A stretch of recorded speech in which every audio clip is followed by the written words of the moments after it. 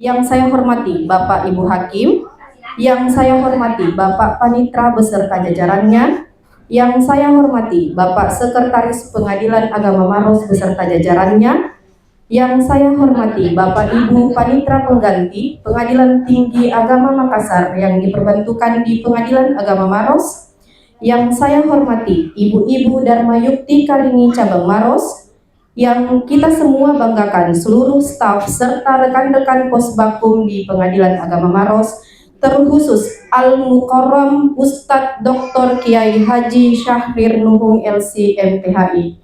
Selamat datang Bapak di Pengadilan Agama Maros. Assalamualaikum warahmatullahi wabarakatuh. Hadirin yang dirahmati Allah Subhanahu wa taala, sungguh besar kuasa Allah Subhanahu wa taala atas segala limpahan rahmat, hidayah, taufik dan inayahnya. Hari ini kita masih diberi nikmat iman, nikmat sehat serta umur yang penuh keberkahan, sehingga kita dapat berkumpul di tempat ini bukan karena dunia, bukan juga karena harta, tapi karena kecintaan kita kepada Muhammad sallallahu alaihi wasallam, serta untuk mendapat cinta dan ridho Allah dan Subhanahu wa taala. Hari ini kita akan memperingati Maulid Nabi Muhammad sallallahu alaihi wasallam tahun 1447 Hijriah dengan tema Manifestasi Keadilan dalam Pelayanan Hukum Berdimensi Cinta Ukhrawi sebagai cerminan ajaran Rasulullah sallallahu alaihi wasallam. Tak lupa pula kita kirimkan salawat serta salam kepada baginda Rasulullah Nabi Muhammad sallallahu alaihi wasallam. Allahumma salli ala Muhammad wa ala ali Muhammad.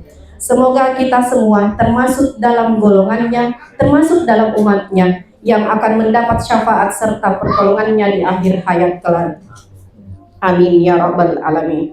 Hadirin sekalian, marilah kita membuka acara peringatan Maulid Nabi Muhammad sallallahu alaihi wasallam ini dengan bersama-sama mengucapkan basmalah. Bismillahirrahmanirrahim.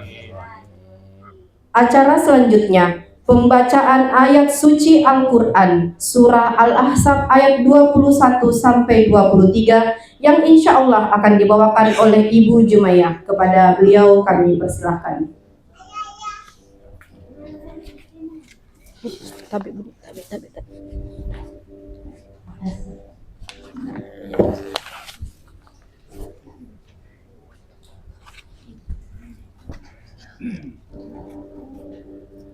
Assalamualaikum warahmatullahi wabarakatuh. Waalaikumsalam warahmatullahi wabarakatuh.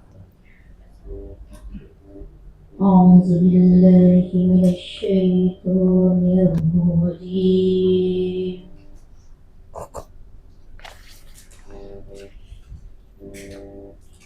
Bismillahirrahmanirrahim.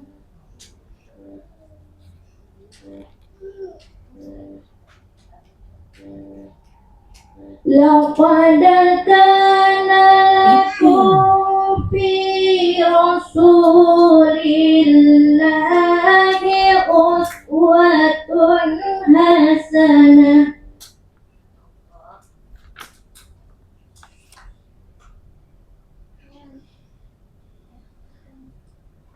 Laqad kana lakum fi Rasulillahi uswatun hasanatun liman kana yarjullah.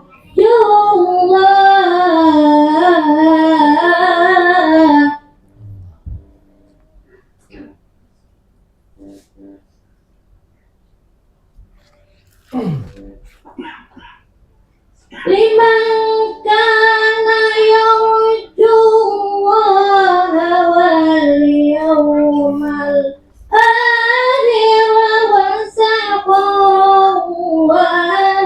katsira.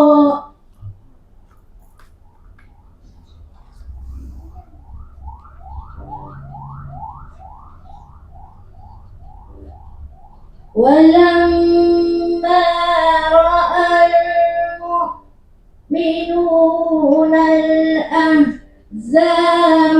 قالوا هذا ما وعدنا الله ورسوله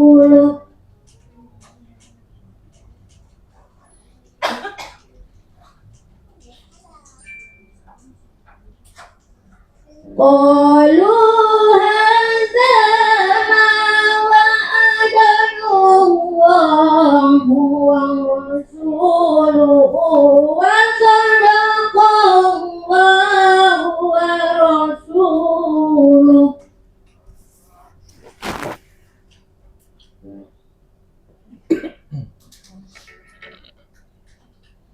وما زادهم إلا إيمانا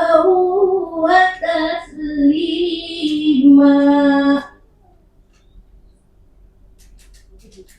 وما زادهم إلا إيمانا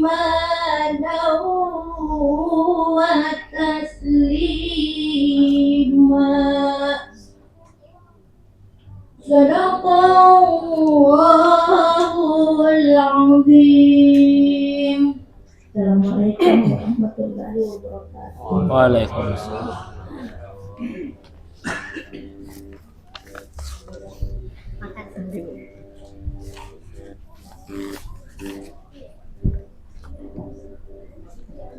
Maha benar Allah dengan segala firman-Nya.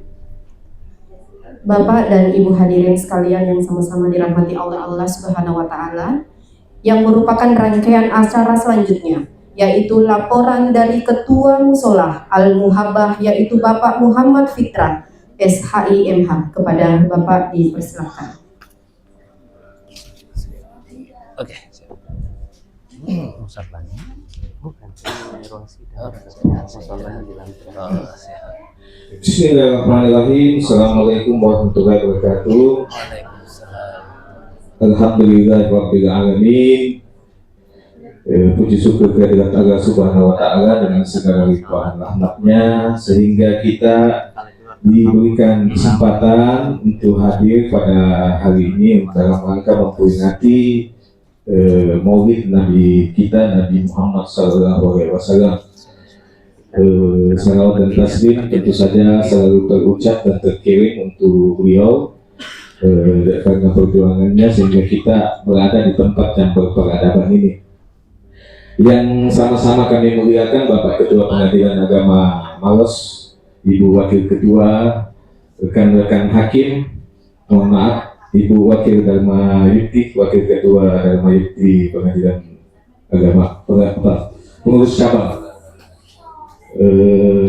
Kabupaten Maros, Bapak Ibu Hakim yang sama-sama kita muliakan, Bapak Sekretaris, Bapak Panitra, para pejabat fungsional dan struktural, Bapak Ibu Panitra Pengganti Tinggi,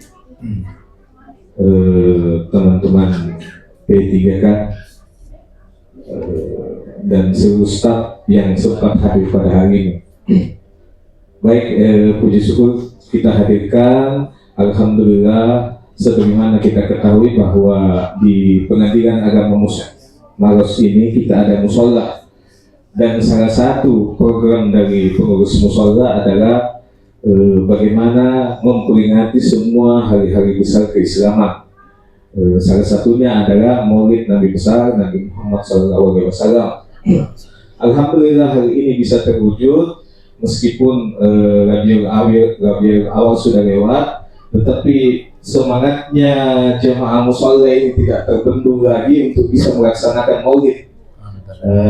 Ini bisa kita lihat dari partisipasi yang dilakukan oleh jemaah, teman-teman betul-betul menyumbangkan, berkontribusi menyumbang material dan moral, terutama ini ibu-ibu ini dari kemarin berjuang bagaimana menyukseskan Maulid ini supaya kita sambil memperingati Maulid kita juga menikmati makanan yang insya Allah lezat-lezat, ya. Amin.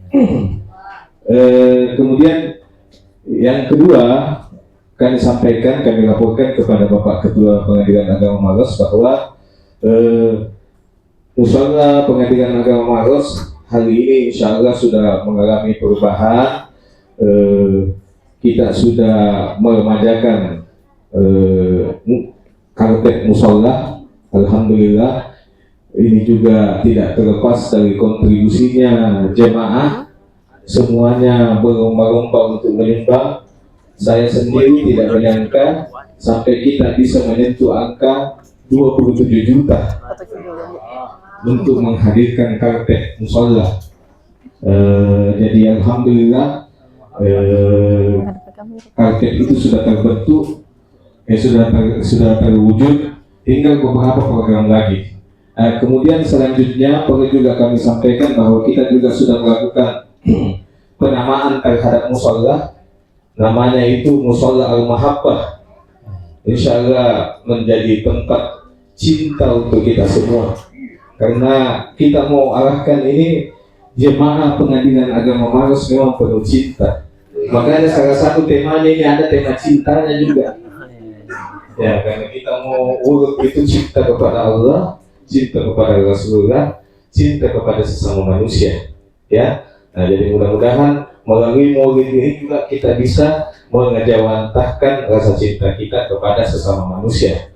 Selanjutnya perlu juga kami sampaikan ucapan terima kasih kepada seluruh jamaah bahwa musyawarah kita juga secara fisik sudah mengalami perubahan. Hari ini tentu saja kita harus berterima kasih kepada Bapak Sekretaris Pengadilan Agama Maros yang sudah berusaha keras bagaimana untuk merubah perwajahan daripada musyawarah Pengadilan Agama Maros. Jadi sekarang kita sudah punya aksesoris yang insya Allah indah dan pintu-pintunya juga sudah kita perbaiki supaya jamaah merasa aman dan nyaman untuk melaksanakan ibadah di musyawarah itu. Kita bahkan sudah berikan juga bantal-bantal, barangkali ada teman-teman yang mau istirahat, boleh istirahat, yang penting hindari bebek supaya musyawarah kita tetap suci. Saya kira itu yang dapat kami sampaikan sebagai laporan Ketua Pengadilan Agama Maros sekaligus kepada seluruh jamaah Pengadilan Agama Musyawarah Al-Mahabbah Pengadilan Agama Maros. Kami mengucapkan banyak terima kasih. Semoga Allah membalas semua kebaikan dan kontribusi sumbangan yang Bapak Ibu sudah sampaikan melalui Musyawarah Al-Mahabbah Pengadilan Agama Maros. Billahi taufiq wal hidayah. Wassalamualaikum warahmatullahi wabarakatuh. Waalaikumsalam. Terima kasih kepada Bapak Muhammad Fitra SHIMH selaku Ketua Musyawarah Al-Mahabbah dan sekaligus sebagai Duta Cinta Pengadilan Agama Maros.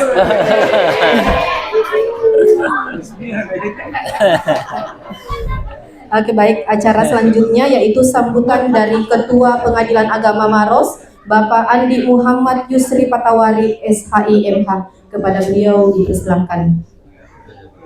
Siap, siap.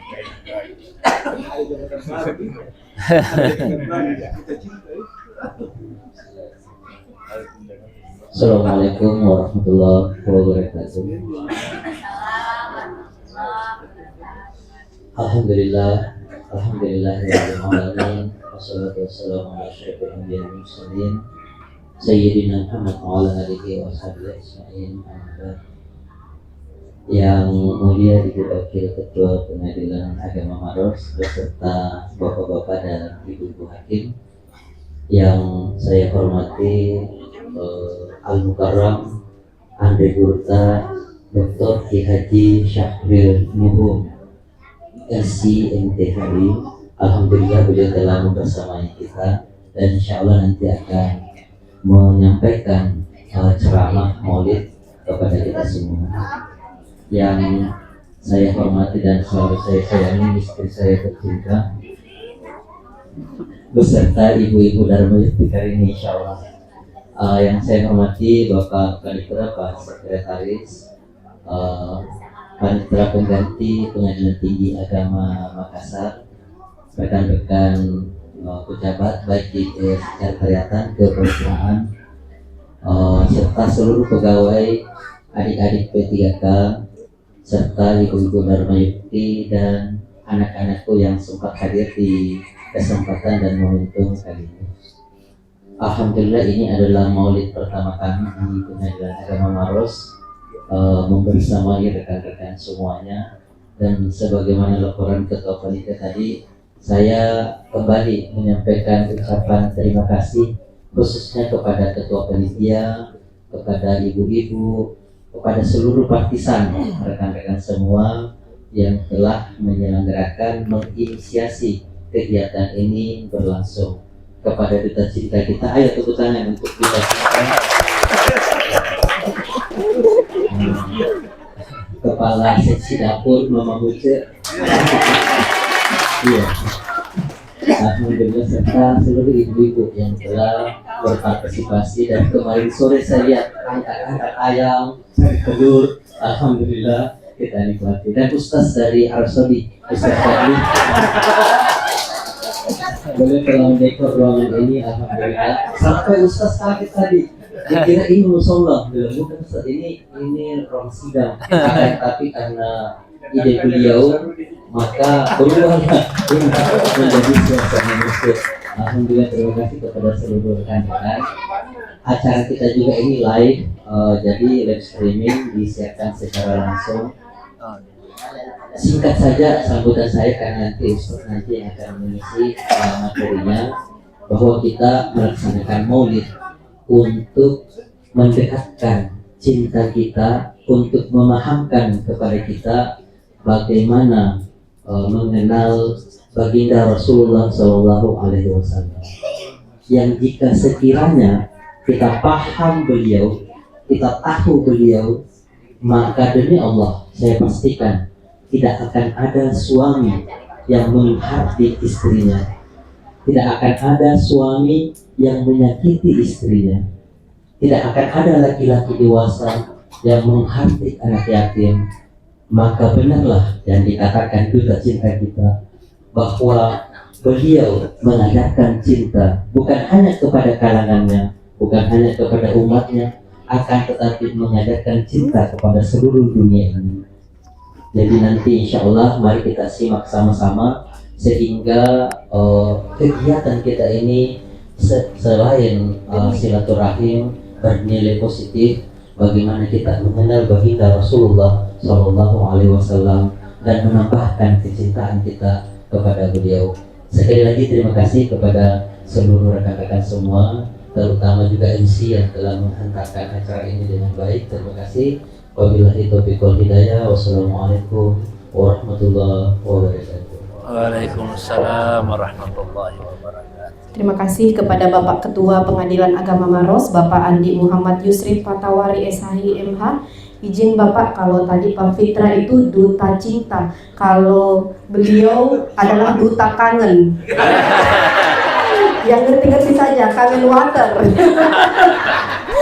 Oke, selanjutnya yaitu adalah ceramah agama yang insya Allah akan dilanjutkan dengan doa bersama dalam rangka memperingati Maulid Nabi Muhammad SAW yang akan disampaikan oleh Ustadz Dr. Kiai Haji Syahrir Nurung LC MTHI. Kepada beliau kami persilahkan. Izin Pak, saya berdiri ya. Ya. Bismillahirrahmanirrahim. Assalamualaikum warahmatullahi wabarakatuh.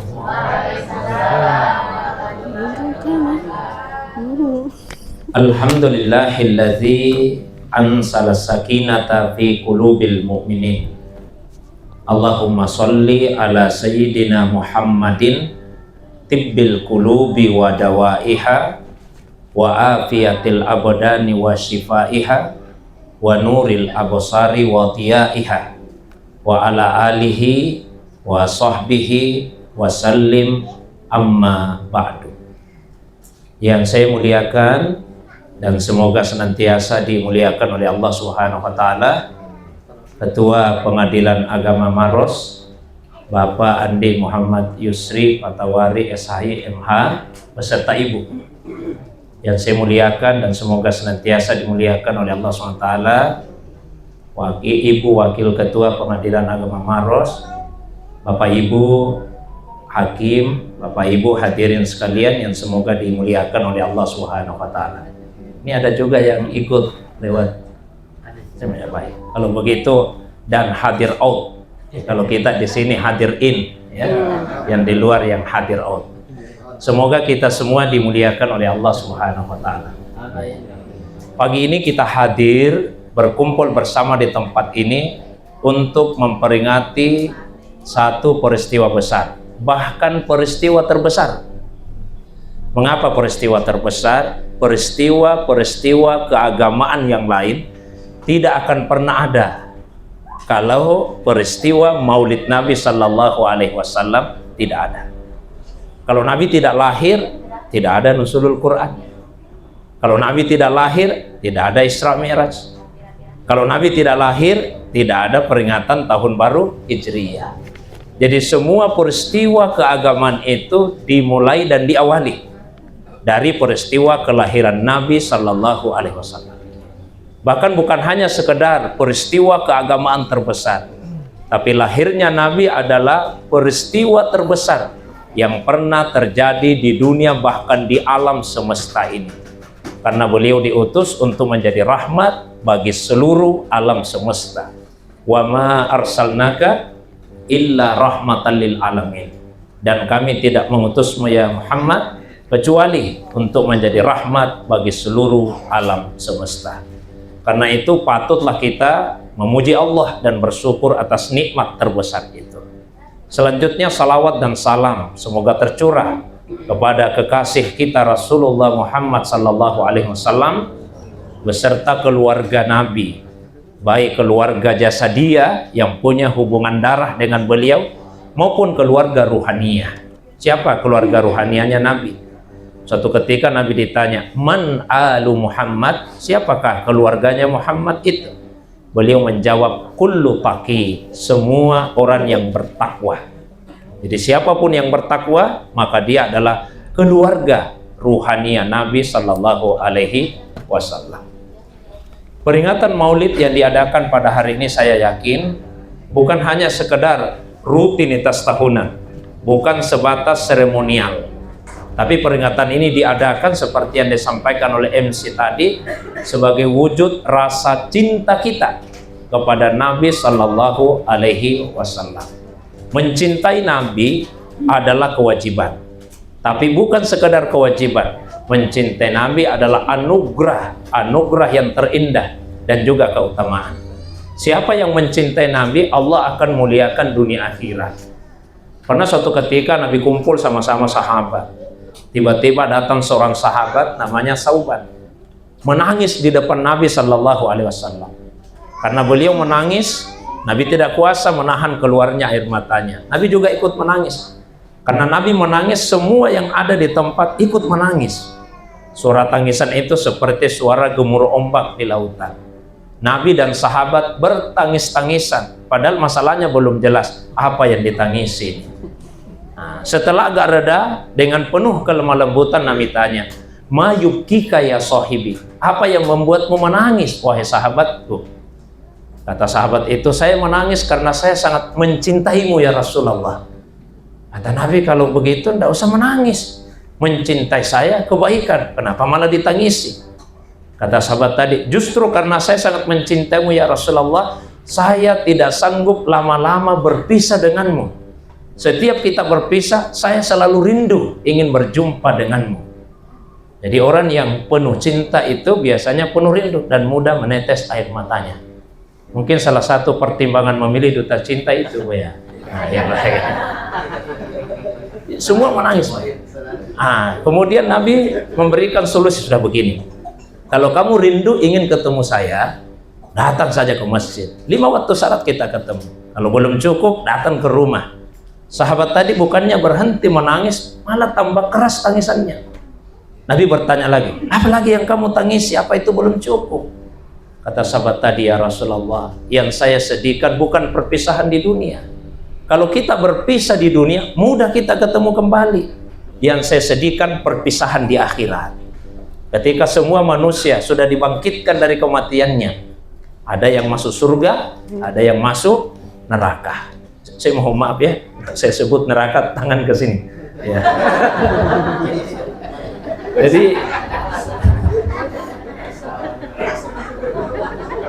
Anda Nabi, tentu Anda masuk surga. Saya ini ya Rasulullah, tidak ada jaminan masuk surga. Tapi kalaupun misalnya saya masuk surga, oh sepertinya tempat kita tidak akan sama. Anda Nabi pasti tempatnya yang paling tinggi. Saya kalaupun masuk surga, sepertinya paling di bawah-bawah saja. Coba Bapak Ibu sekalian, kalau Allah SWT memberikan pada kita karunia nikmat, dimasukkan ke dalam surganya Allah, kira-kira dengan kondisi iman kita, ibadah kita, akhlak kita, ilmu kita seperti sekarang, kira-kira kita merasa layak tidak satu tempat dengan Nabi di surga? Mungkin kita akan merasa malu untuk mengatakan layak. Nah itu juga yang dirasakan sahabat tadi. Nabi diam, beliau tidak memberikan jawaban. Lalu siapa yang menjawab? Yang menjawab Allah sendiri. Jawaban itu diturunkan oleh Allah SWT. Jawaban itu diantar oleh malaikat Jibril alaihissalam. Jawaban itu bahkan diabadikan di dalam Al-Quran. Bapak Ibu bisa baca di surah An-Nisa ayat 69. Ini jawaban Allah bagi mereka yang rindu kepada Nabi karena cinta. Wa may yuti'illaha war rasul fa ulaika ma'al ladzina an'amallahu alaihim minan nabiyyin was-siddiqin was-syuhada was-solihin wa hasuna ulaika rafiqa. Siapa yang benar-benar taat sama Allah, cinta sama Rasul, kelak akan dikumpulkan di dalam surga satu tempat bersama-sama dengan orang-orang yang telah diberi nikmat oleh Allah. Siapa saja itu? Para nabi, orang yang selalu jujur sepanjang hidup, orang yang mati syahid, dan mereka yang gemar melakukan amal-amal soleh. Inilah sahabat-sahabat terdekat di dalam surga kelak. Dan boleh jadi tanpa kita sadari, ini yang paling sering kita minta setiap hari. 17 kali minimal, asal kita jaga salat wajib. Di setiap rakaat kita baca surah Al-Fatihah. Di salah satu ayatnya kita berdoa, ihdinas siratal mustaqim. Tunjukkan kepada kami jalan yang lurus. Yang mana itu jalan yang lurus? Siratal ladzina an'amta alaihim. Jalannya orang-orang yang telah diberi nikmat. Penjelasannya di surah An-Nisa ayat 69 tadi. Kalau ada orang cinta sama Rasul, nanti dikumpulkan satu tempat bersama dengan beliau di dalam surga. Ada sahabat yang lain datang ke Nabi, terus bertanya, ya Rasulullah, kapan sebetulnya kiamat itu akan terjadi? Nabi balik tanya, untuk apa tanya-tanya waktunya kiamat? Sekarang saya tanya balik, apa yang sudah kamu persiapkan untuk menghadapi kehidupan setelah kiamat? Kata sahabat tadi, saya tidak mempersiapkan salat yang banyak, tidak mempersiapkan puasa yang banyak. Persiapan saya cuma satu ya Rasulullah. Apa itu? Cinta kepadamu. Kata Nabi, kalau benar yang kamu katakan, maka kamu akan dikumpulkan bersama dengan orang yang kamu cintai di dalam surga. Jadi mencintai Nabi itu anugerah terindah, keutamaan, bukan sekedar kewajiban. Jangankan kita ini manusia, orang yang beriman, ada satu ranting pohon kurma dapat kemuliaan karena cintanya sama Nabi. Ceritanya seperti ini. Masjid Nabawi di masa Nabi sangat sederhana. Tiangnya hanya terbuat dari ranting pohon kurma. Atapnya pelepah kurma. Dindingnya tanah yang dikeringkan. Lalu kemudian lantainya tanah. Tidak ada karpetnya, tidak ada tegelnya.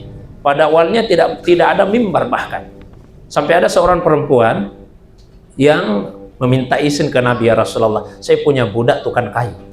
Kalau Anda berkenan, budak saya itu bisa membuatkan mimbar untuk Anda, supaya kalau khutbah di tempat tinggi, yang jauh bisa melihat. Nabi izinkan. Dibuatkanlah mimbar untuk Nabi. Hari pertama Rasulullah naik ke atas mimbar, tiba-tiba di dalam masjid terdengar suara rintihan. Dalam hadis disebutkan seperti suara unta yang hamil 10 bulan. Saya juga belum pernah mendengar bagaimana unta merintih kalau hamil 10 bulan. Itu yang disebut di hadis. Nah, Nabi kemudian turun dari mimbar, cari siapa yang merintih-rintih. Ternyata tiang masjid yang merintih. Nabi peluk. Dia kenapa menangis, merintih-rintih seperti ini? Ya Rasulullah, saya akan dilupakan. Maksudnya apa akan dilupakan? Dulu kalau Anda khutbah, sandarnya ke saya, tangan Anda selalu menyentuh saya. Sekarang sudah ada mimbar. Nanti kalau Anda khutbah di atas mimbar, tangan Anda tidak akan pernah lagi menyentuh saya. Nabi, sudah, saya tidak akan pernah melupakanmu.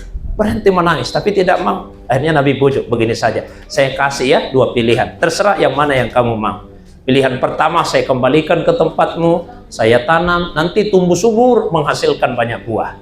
Atau pilihan yang kedua, saya akan berdoa kepada Allah supaya kelak kamu menjadi salah satu pohon di dalam surga.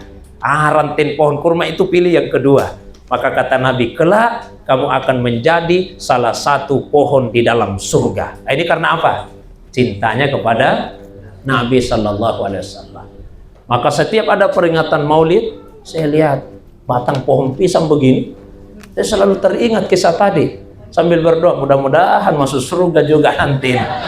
Sudah rela ditusuk-tusuk demi menghiasi peringatan Maulid Nabi Sallallahu Alaihi Wasallam.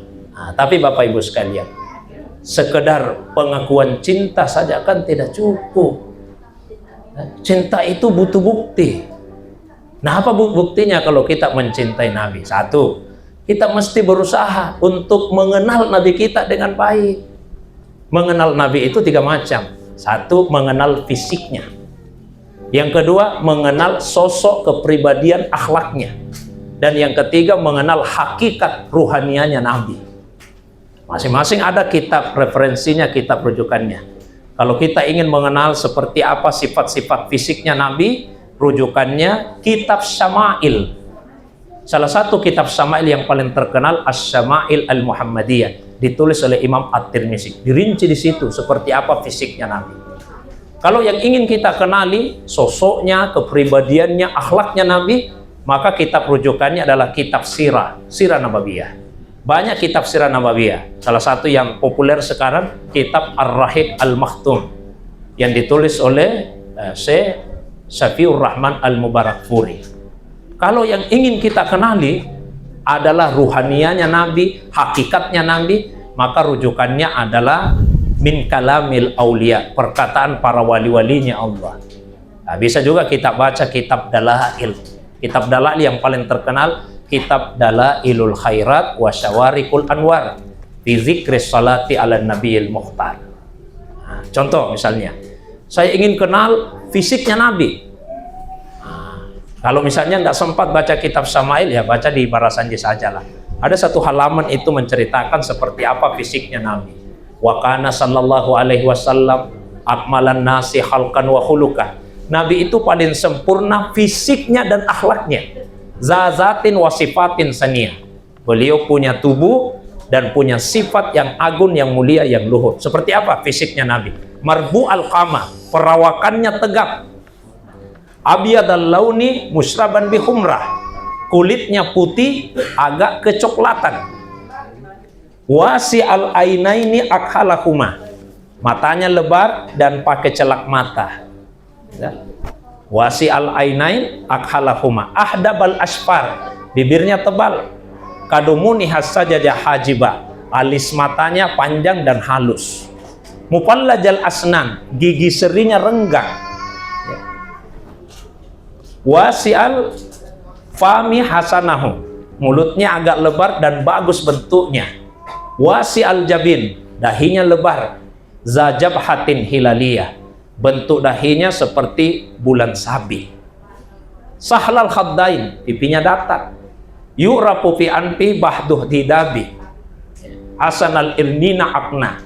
Lalu kemudian hidungnya Nabi mancung, agak melengkung, dan puncak hidungnya serasi dengan bentuk hidungnya. Baina ma bainal mankibain, dadanya bidang, ya, antara dua bahunya, bidang dadanya. Sabtal kaffain, telapak tangannya lebar. Dahmal karadis, tulan persendiannya besar. Qalila lahmil akib, sedikit daging di tumitnya. Kemudian digambarkan juga kasalihya, janggutnya tebal. Azimar rasi, kepalanya agak besar, dan rambutnya menjuntai sampai ke telinga. Jangan dikatakan gondrong, ya, begitu disebut di riwayat tadi. Wa baina katifahi khatamun nubuwah kadu ammahun nur wa ala. Lalu pada tulang belikatnya ada cap kenabian yang diliputi dengan cahaya. Arquhu kallu'lu, peluhnya Nabi seperti mutiara. Ya. Wa arquhu atyabu minan nafahatil miskiyah. Wangi keringatnya lebih wangi dibandingkan dengan bau kasturi. Sehingga kalau Nabi meletakkan tangannya di atas kepala anak kecil, bisa dibedakan mana anak yang tadi dipegang Nabi, mana yang tidak. Karena yang dipegang kepalanya harum. Kalau Nabi jabat tangan dengan seorang sahabat, wangi tangannya Nabi melekat di tangan sahabat tersebut sampai seharian itu. Ya tala'la'u wajuhu katala'lu'il qamar fil lailatil badriyah. Wajahnya Nabi bercahaya seperti bulan pada saat purnama. Yaquluna itu, sehingga yang mensifati Nabi mengatakan, saya tidak pernah melihat sebelum ini dan sesudahnya yang seperti Nabi sallallahu alaihi wasallam, wala basaru yarah, dan tidak akan pernah ada orang yang melihat yang seperti Nabi sallallahu alaihi wasallam. Itu sifat fisik. Tapi kan bukan ini yang utama, karena kita juga tidak dituntut untuk mengikuti sifat fisiknya Nabi. Coba kalau kita dituntut untuk mengikuti sifat fisiknya Nabi, terpaksa banyak yang operasi, terutama bagian hidung. Nah, yang diminta untuk diikuti itu adalah yang kedua. Nah, mengenal sosoknya, kepribadian, akhlaknya Nabi. Sosoknya dulu lah, sosoknya. Dan ini kaum muslim ya, pengenalan kita terhadap Nabi kalau dari segi nasab biasanya cuma sampai di kakek. Kalau sudah di atasnya itu, sudah mulai banyak yang blank. Contoh, bapaknya Nabi siapa namanya? Bapaknya Nabi Abdullah. Alhamdulillah, saya tahu semua lah. Bapaknya Abdullah, Abdul Muttalib. Bapaknya Abdul Muttalib, itu rata-rata sampai di situ. Jadi wa ba'du fa'aqulu huwa sayyiduna Muhammad. Beliau adalah junjungan kita Muhammad sallallahu alaihi wasallam. Ibnu Abdullah, putra dari Abdullah. Abdullah putra dari Abdul Muttalib. Abdul Muttalib gelarnya Syaibatul Hamdi. Syaibah artinya uban, Hamdi pujian. Uban yang terpuji. Kok gelarnya begitu? Ada perbedaan persepsi antara kita ini orang Indonesia dan orang Arab. Masalah uban. Oh maaf. Kalau ada yang ubanan, apalagi kalau umur ya belum terlalu tua ya, itu dianggap kemuliaan atau merasa minder kalau punya uban. Biasanya merasa minder kan? Kalau orang Arab beda. Uban itu tanda kewibawaan. Ya, kalau orang beruban itu berwibawa. Orang Arab. Nah, ini Abdul Muttalib, kakeknya Nabi, masih kecil sudah ubanan. Hebat ini anak. Masih kecil sudah ubanan. Makanya digelar Syaibatul Hamdi. Ya, kalau ada Pak yang ubanan, tidak usah minder. Ya, pakai perspektifnya orang Arab. Uban ini tanda kewibawaan. Nah, Abdul Muttalib adalah putra dari Hashim. Hashim putra dari Abdul Manaf. Abdul Manaf putra dari Qusay. Qusay putra dari Kilab. Kilab putra dari Murrah. Murrah putra dari Ka'ab. Ka'ab putra dari Lu'ay. Lu'ay putra dari Ghalib. Ghalib putra dari Fihir. Fihir putra dari Malik. Malik putra dari Nadar. Nadar putra dari Kinana. Kinana putra dari Huzaimah. Huzaimah putra dari Mudrika. Mudrika putra dari Ilyas. Ilyas putra dari Mudar. Mudar putra dari Nizar. Nizar putra dari Ma'at. Ma'at putra dari Adnan. Dan Adnan keturunan dari Nabi Ismail alaihissalam. Nabi Ismail putra dari, saya kira tidak ditanya, putra dari Nabi Ibrahim alaihissalam. Itu nasabnya Nabi, mengenal sosoknya. Nah, kemudian akhlaknya Nabi sallallahu alaihi wasallam. Nanti saya bahas terakhir ya. Bagian yang ketiga, kalau ingin mengenal hakikat ruhanianya Nabi. Nah, kalau ini kajiannya kajian tasawuf. Bagaimana hakikat Nabi sallallahu alaihi wasallam. Kajian tasawuf. Saya meskipun tinggal di Makassar, tapi saya lebih banyak isi pengajian di Maros. Hampir tiap hari. Setiap hari Selasa di Al-Markas subuh-subuh. Setiap subuh Selasa. Ya. Setiap subuh Rabu di Bantimurung. Setiap Kamis di Angkatan Udara di Lanut, Maros juga. Setiap Jumat sore di Angkatan Udara juga 33. Malam Ahad, kemudian subuh Ahad pertama di Regensi. Jadi lebih sering saya ke Maros daripada di Makassar. Bapak Ibu SWT. Nah, kalau di Al-Markas itu kajiannya kajian tasawuf. Nah, itu diantaranya bagaimana kita mengenal tentang hakikat ruhaniah Nabi Sallallahu Alaihi Wasallam. Nah, yang berikutnya, apa bukti kita mencintai Nabi Sallallahu Alaihi Wasallam? yaitu berusaha untuk mencontoh Nabi. Meskipun tidak semua boleh dicontoh. Ya. Ada namanya khususiat Nabi, kekhususan untuk Nabi. Jadi ada yang boleh untuk Nabi, kita tidak boleh. Sebaliknya, ada yang boleh untuk kita, Nabi malah tidak boleh. Contoh, yang boleh untuk Nabi. Nabi Pak pernah punya istri 9 dalam satu masa. 9. Ah, sekarang Ibu, kalau ada bapak-bapak yang mau punya istri 9, boleh tidak Bu? Tidak. Tidak kan? Tidak. Tidak boleh. Sekarang saya ganti pertanyaannya, saya ganti.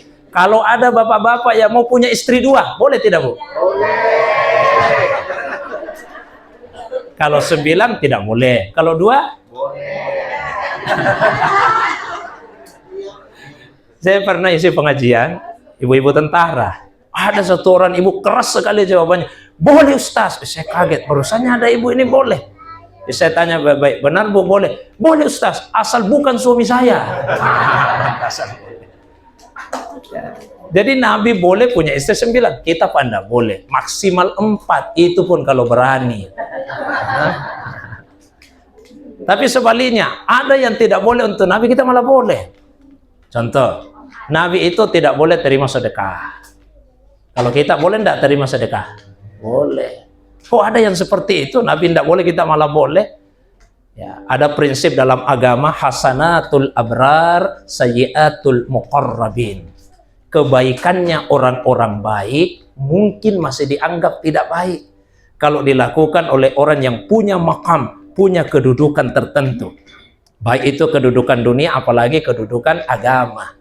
Contoh, kalau misalnya ada 4 orang security di waktu senggang, waktu istirahat, kemudian main domino di pos penjaga, biasa-biasa saja lah. Tapi coba kalau misalnya ada 4 orang, ya, 4 orang ketua pengadilan. Misalnya, contoh saja, Pak. Sehingga juga di pos penjaga main domino berempat di situ. Kira-kira biasa-biasa juga? Tidak, pasti luar biasa. Tidak usah ketua, saya saja. Ada 4 orang ustaz pulang dari ceramah, sehingga juga di pos penjaga main domino di situ, pakai sorban lagi. Kira-kira biasa-biasa juga? Pasti beda penilaian. Itu ustaz tadi yang ceramah, sehingga main domino. Padahal perbuatan sama, tapi beda penilaian. Beda penilaian. Ada ibu-ibu rumah tangga biasa. Ada ibu-ibu rumah tangga biasa yang jarang ikut pengajian. Kumpul di lorong-lorong begitu, tertawa, cekikikan sambil cari-cari kutu, biasa-biasa saja. Tapi kalau misalnya ibu-ibu pengadilan, kumpul juga di lorong-lorong, cari-cari kutu, tertawa, pasti jadi masalah. Jadi ada sesuatu perbuatan kalau orang biasa yang melakukan tidak dipersoalkan. Tapi yang punya makam tertentu, itu jadi masalah. Nabi itu paling tinggi makamnya. Maka ada yang boleh untuk kita umatnya, Nabi tidak boleh. Sedekah, bahasa kasarnya, sisa-sisa harta orang. Tidak layak untuk kedudukan tinggi yang disandang oleh Nabi Sallallahu Alaihi Wasallam. Nah, itu nomor 2. Yang ketiga, apalagi bukti cinta kita kepada Nabi SAW, yaitu kita banyak menyebut namanya Nabi. Ya, melalui apa? Melalui salawat. Melalui salawat.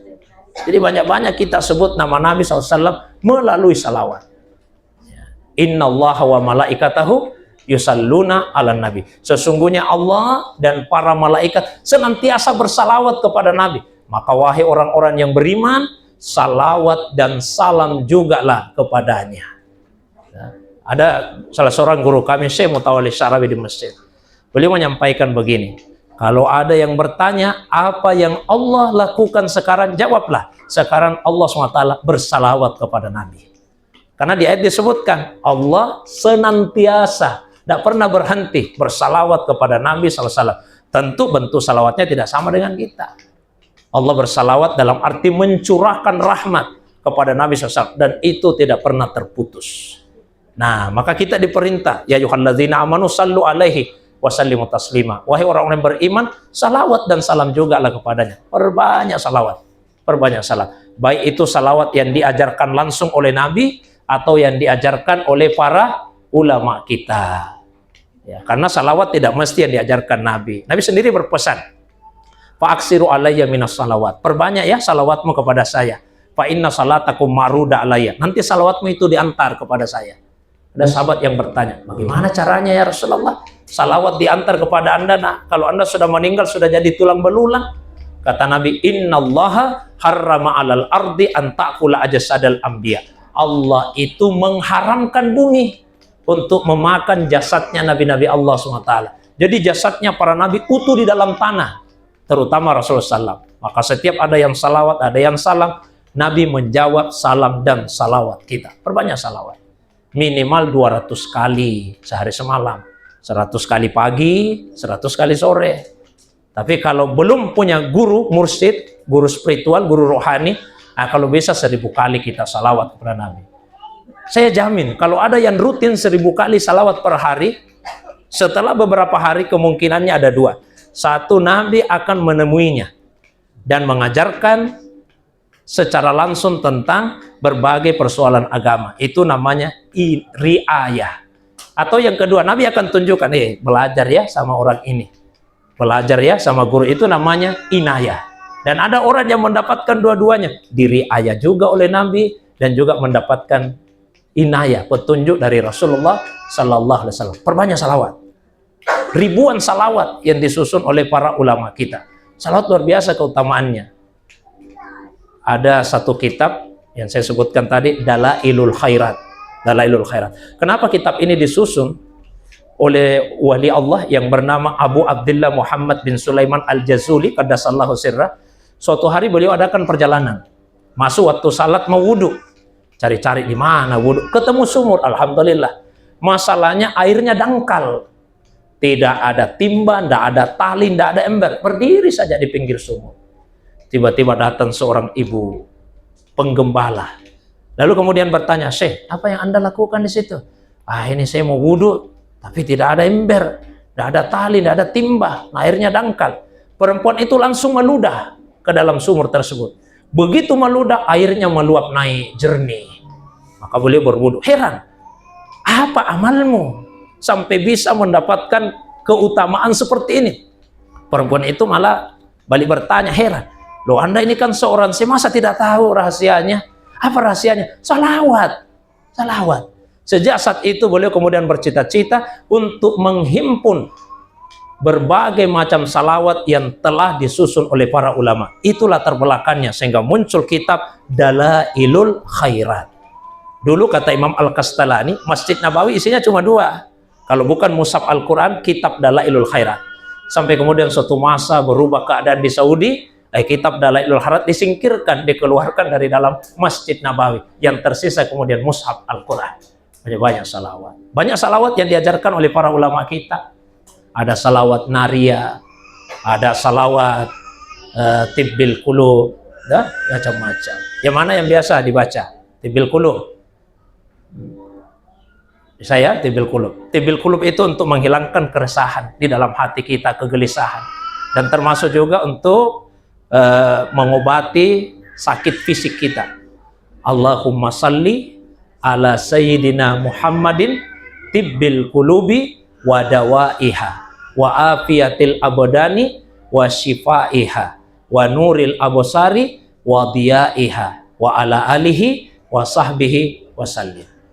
Nah, biasa dilakukan Allahumma salli ala sayyidina Muhammadin tibbil qulubi wa dawaiha wa afiyatil abdani wa shifaiha wa nuril absari wa diyaiha wa ala alihi wa sahbihi wa sallim. Satu kali lagi.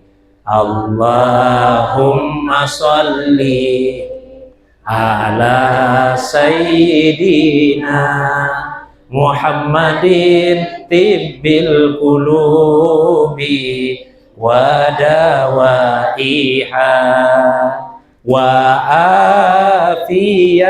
afiyatil abdani wa shifaiha wa nuril absari wa diyaiha wa ala alihi wa sahbihi wa sallim. Muhammad. Setelah ini ada penampilan ibu-ibu kan?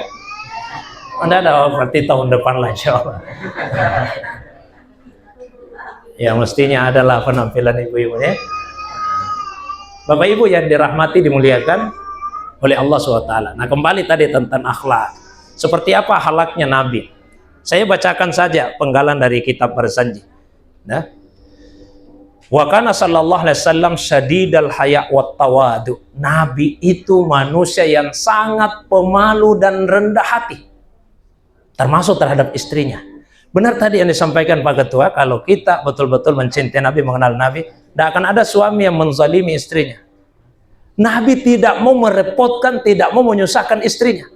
Yakhsifuna'la, kalau tali sandalnya putus, Nabi sendiri yang sambung. Wayarka'u sauba, robek pakaiannya, Nabi sendiri yang jahit. Wayahlubu syata, kalau mau minum susu, Nabi sendiri yang perah. Susu kambing ini Pak. Wa yasiru fi khidmati ahlihi bisiratin sariyah, dan beliau melayani istrinya dengan penuh kasih sayang. Itu Nabi SAW. Tapi mohon maaf Bu ya, yang saya sampaikan tadi bukan untuk ibu-ibu, di delete saja, itu untuk bapak-bapak. Saya khawatir Pak, jangan sampai pulang dari sini, tiba di rumah, bapaknya minta ibu, minta tolong dibikinkan dulu kopi. Langsung ibu jawab, bikin sendiri saja. Ada apa ini Bu? Sudah puluhan tahun kita berumah tangga, barusannya ibu tidak mau bikinkan saya kopi. Saja yang dijadikan alasan. Tadi katanya Ustaz yang ceramah Pak, Nabi itu kalau mau minum susu bikin sendiri.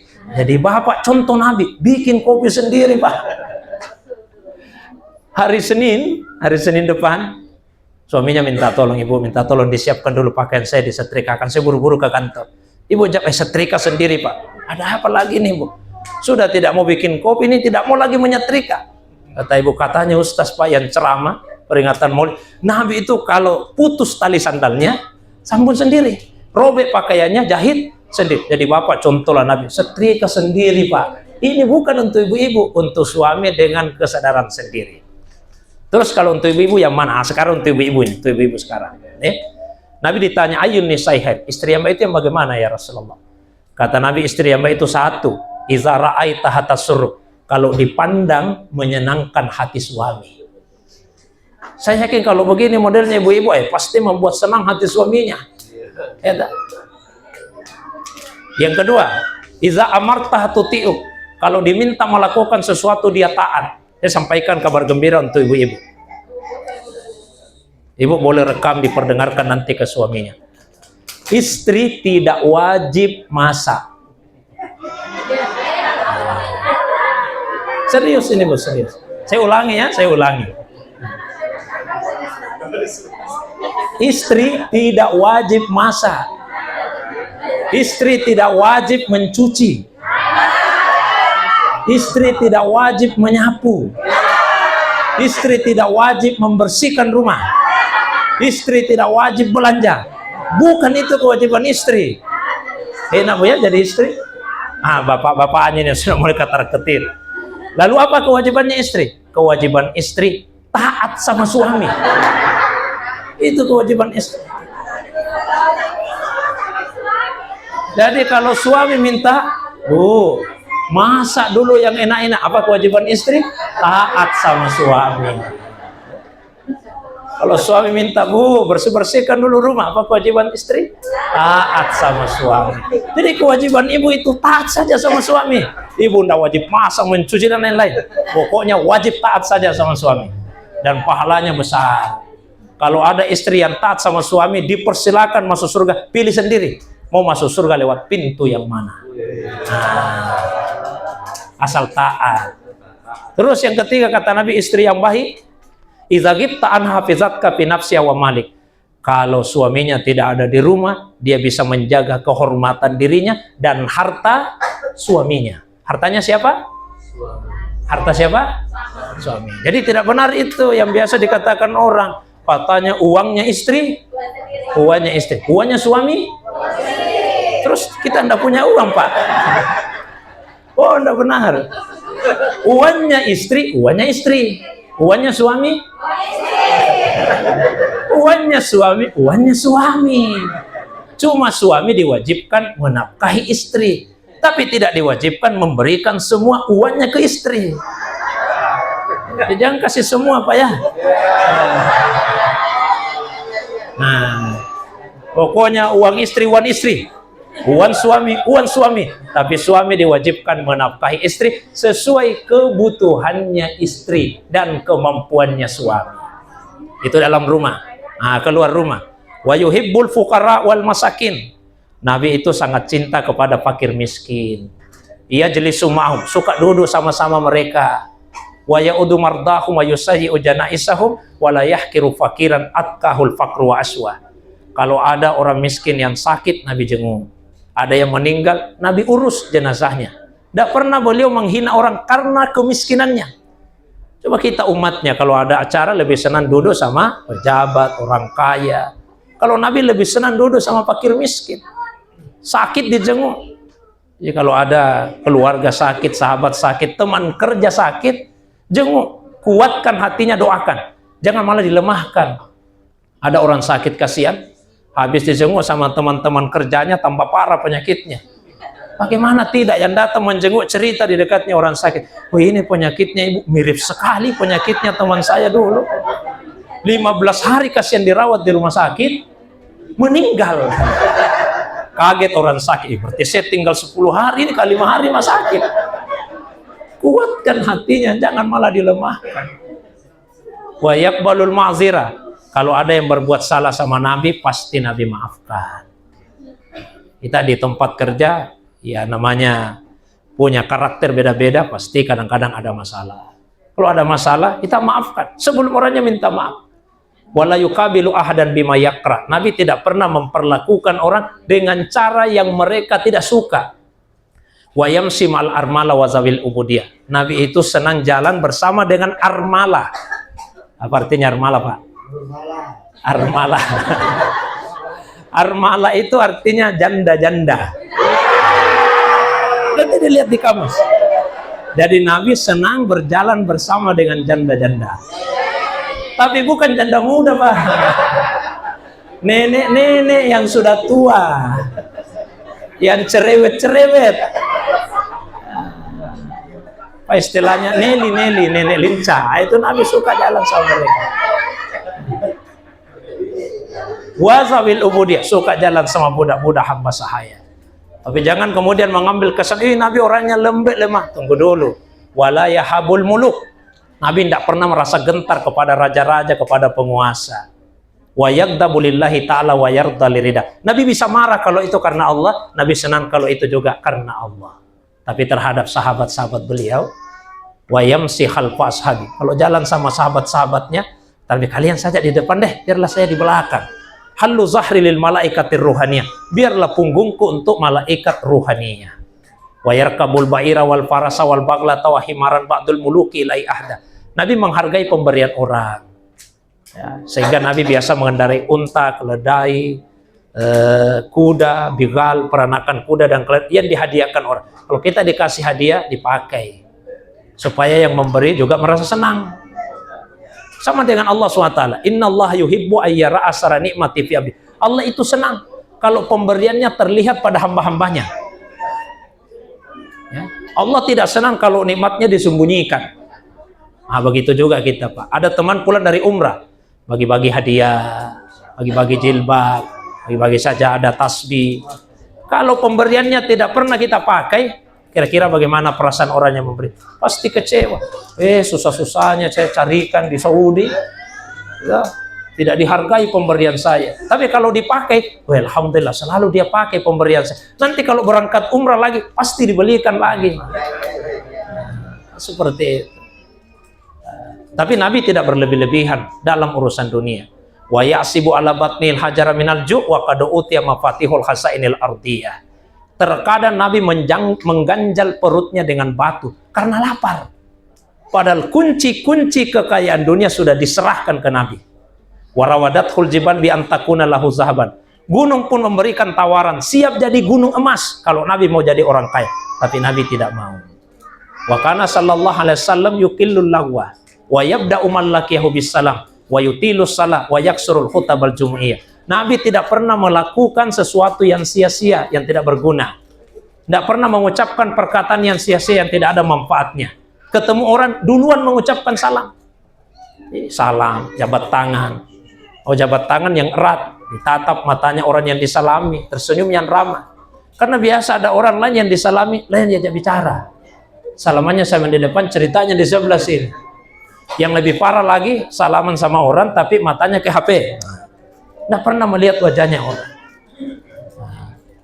Wa yata'allaqu ahlas syaraf wa yukrimu ahlal fadal. Nabi juga bergaul dengan orang-orang yang terpandang, bukan juga dengan orang miskin saya, orang yang terpandang, memuliakan mereka. Banyak lagi akhlaknya Nabi SAW. Saya ingin bahas terakhir tentang keadilannya. Keadilan. Adil itu dua istilahnya dalam Al-Quran. Al-adlu dengan al-qistu. Dua-duanya diterjemahkan adil. Bedanya apa? Kalau adil, sudah berlaku adil tapi mungkin ada yang tidak puas. Tapi kalau al-qistu, adil dan menyenangkan, memuaskan semua pihak. Kan kadang-kadang kita sudah adil, tidak semua orang merasa puas. Ya. Saya beberapa hari lalu ceramah di PTUN. Tua pengadilan juga cerita ke saya. Semua orang yang datang ke sini orang bermasalah semua. Dan datang pasti ada masalahnya, pasti ada masalahnya. Nah, kita sudah memutuskan berusaha dengan seadil-adilnya, tapi pasti ada yang tidak puas. Nah, saya tidak apa-apa. Yang namanya keadilan memang tidak mesti membuat semua orang puas. Tapi kalau bisa al-qistu lebih tinggi lagi. Ada yang lebih tinggi dari keadilan.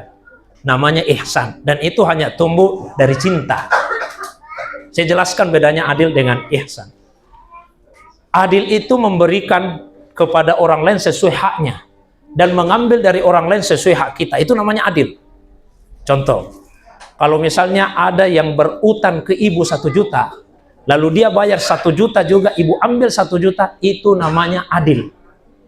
Nah, tapi kalau misalnya ada yang berutang ke ibu 1 juta, begitu dia mau bayar 1 juta, ibu katakan, tidak usah 1 juta. Jadi berapa? 7,5 saja. Sisanya bagaimana? Itu untuk ibu saja. Itu namanya ihsan. Jadi mengambil dari orang lain lebih sedikit daripada apa yang menjadi hak kita. Kalau kita memberikan kepada orang lebih banyak daripada apa yang menjadi haknya. Kalau kita naik angkutan umum dibayar sesuai tarif, itu namanya adil. Tapi kalau kita memberi lebih daripada yang semestinya, itu namanya ihsan. Nah, Allah memerintahkan bukan hanya adil tapi juga ihsan. Innallaha ya'muru bil adli wal ihsan. Allah itu menyuruh adil dan menyuruh untuk ihsan. Mulailah dari yang sederhana. Beli misalnya sayur, nah, itu kan sayur yang kecil-kecil seperti itu. Jangan selalu kita mau tambah kemudian ditawar lagi harganya. Kalau bisa ditawar dibayar lebih banyak, lebih besar daripada harga yang semestinya. Saya cerita satu kisah ini. Pernah ada yang datang menemui Imam Syafi'i. Dia ceritakan, Imam, ada masalahku ini, kasihan. Apa itu? Saya selalu punya masalah dalam rumah tangga. Ya, masalah istri, masalah anak lah. Dan gajiku tidak pernah mencukupi. Imam Syafi'i bertanya, berapakah gajimu? Ini contoh saja ya. Katakanlah 3 juta. Apa pekerjaanmu? Saya jaga gudang. Jadi apa maksud kedatanganmu? Saya mau minta solusi. Kata Imam Syafi'i begini. Datang ke bosmu, datang ke atasanmu, terus minta supaya gajimu dikurangi. Heran, kok 3 juta saja tidak cukup? Ini minta supaya dikurangi. Datanglah ke atasannya, minta dikurangi gajinya. Kurangi gaji saya 2,5 juta saya. Dikurangi. Setelah 1 bulan kemudian datang lagi, Imam, ternyata masalah saya belum selesai juga dan gaji saya belum mencukupi. Jadi apa maksud kedatanganmu? Kasih saya solusi. Kata beliau, datang lagi ke atasanmu dan minta supaya gajimu dikurangi. Dikurangi lagi gajinya, tinggal 2 juta. Ini angkanya contoh saja. Setelah itu 1 bulan kemudian datang lagi. Alhamdulillah ya Imam, semua masalah saya sudah selesai. Rumah tangga saya sekarang harmonis. Istri saya, anak saya, baik-baik semua. Gaji saya sudah mencukupi. Alhamdulillah. Jadi apa lagi maksud kedatanganmu? Satu, selain saya berterima kasih. Yang kedua, saya mau bertanya karena saya heran. Kok ketika gajiku 3 juta tidak cukup, 2,5 juta tidak cukup, kenapa setelah 2 juta jadi cukup? Nah, ini rahasianya, kata Imam Syafi'i, karena sebetulnya yang pantas untuk kamu dapatkan dan menjadi hakmu itu yang 2 juta. 1 juta itu bukan hakmu, itu yang merusak hakmu yang sesungguhnya. Kadang-kadang kita sudah punya harta halal, tapi tidak merasa cukup. Akhirnya kita cari tambahan, tapi tambahannya itu yang subhan, yang meragukan. Akhirnya tambahan itu yang justru merusak yang asalnya, yang pokoknya. Masalah kita ini manusia terakhir, Bapak Ibu sekalian. Masalah kita bukan masalah banyak atau sedikit. Masalah kita adalah merasa cukup atau tidak merasa cukup. Mengapa ada orang yang korupsi? Bukan karena sedikit hartanya. Lihatlah yang sering ditayangkan, kan orang-orang kaya semua. Jadi bukan karena sedikit, tapi tidak merasa cukup dengan apa yang dia miliki. Kenapa ada orang yang selingkuh, Pak? Tidak merasa cukup. Tidak merasa cukup. Jadi masalah kita itu tidak merasa cukup. Maka Nabi ajari satu doa. Allahumma akfini bihalalika an haramika wa bifadlika amman siwak. Ya Allah, cukupkan saya dengan yang halal saja. Cukupkan saya dengan yang halal. Sehingga saya jauh dari yang haram. Kalau kita sudah merasa cukup dengan harta halal, tidak cari-cari lagi harta haram. Kalau kita sudah merasa cukup dengan istri halal, dengan suami halal, maka kita tidak akan mencari-cari lagi yang lainnya yang haram. Minta saja rasa cukup kepada Allah. Kemudian, cukupkan saya dengan karunia-Mu ya Allah, sehingga saya tidak menggantungkan diri kepada yang selain diri-Mu. Mari sama-sama kita berdoa pada Allah SWT. Amin ya Rabbal Alamin. Alhamdulillahi Rabbil Alamin. Hamdan na'imin, hamdan syakirin, hamdan hamidin, hamdan yuwafi ni'am yukafi'u mazidah. Ya Rabbana lakal hamdu kama yanbaghi li jalali wajhikal karim wa azimi sultanik.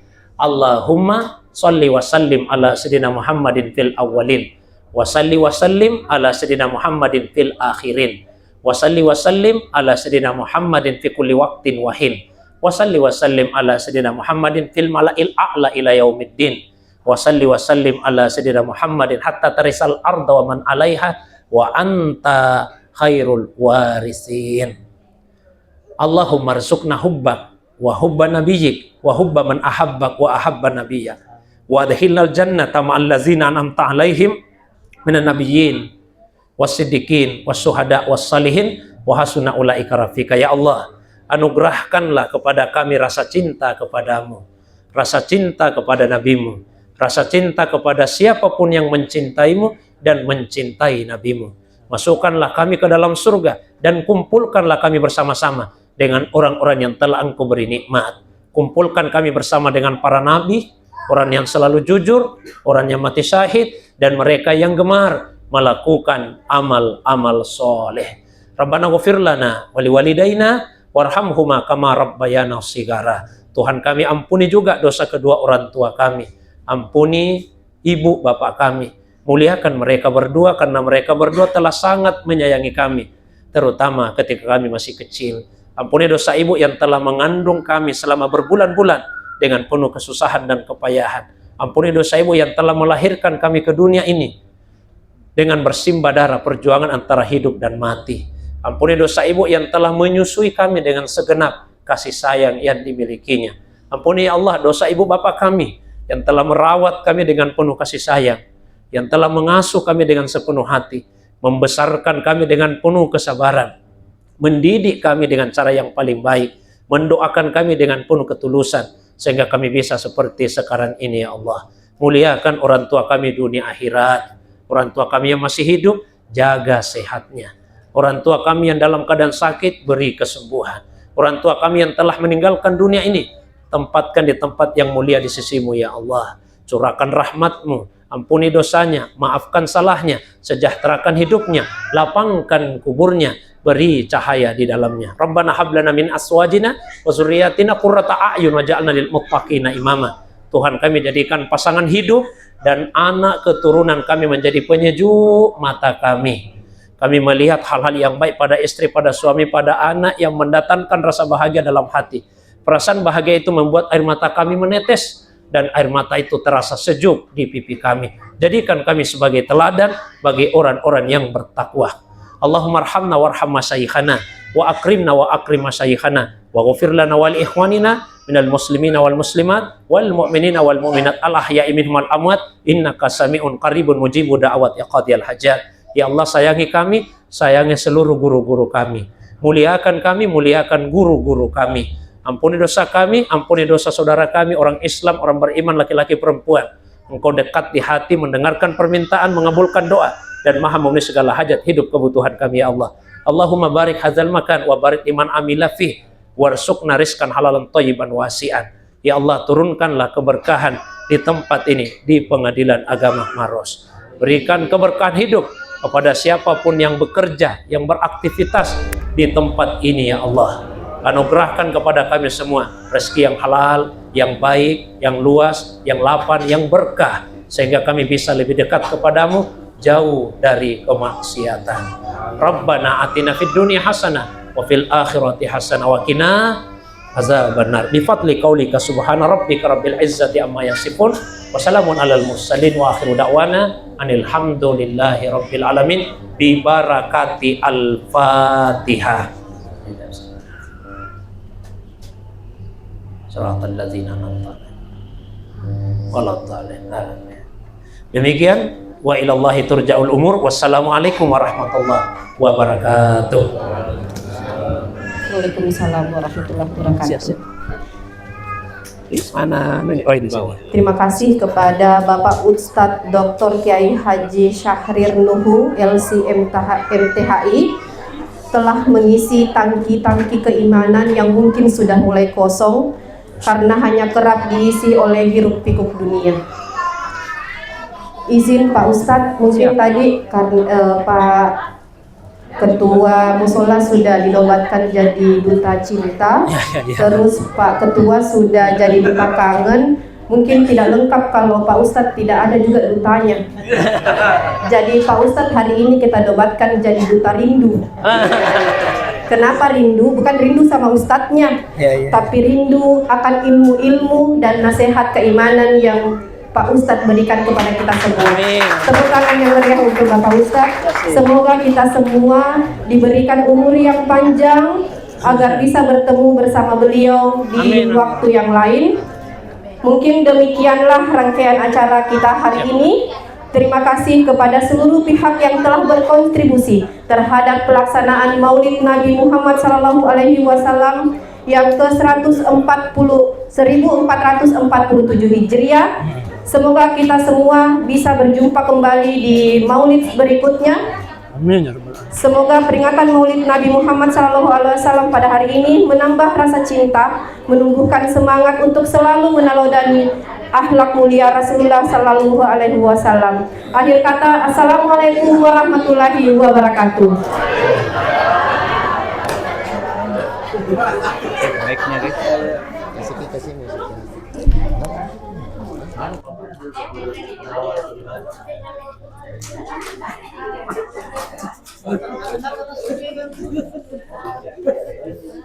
Berarti yang sisa 1 minggu yang tidak terisi Ustaz. Ada semua. Cuma di Makassar. Oh. Tinggal berapa itu yang kosong?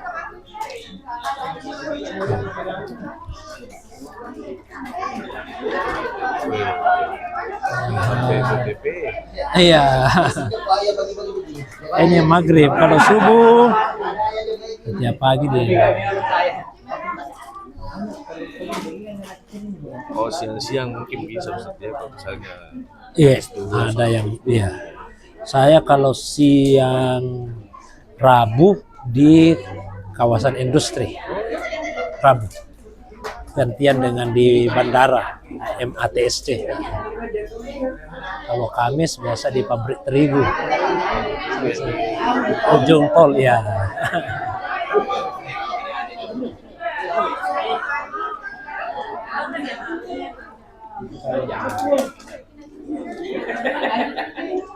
Itulah.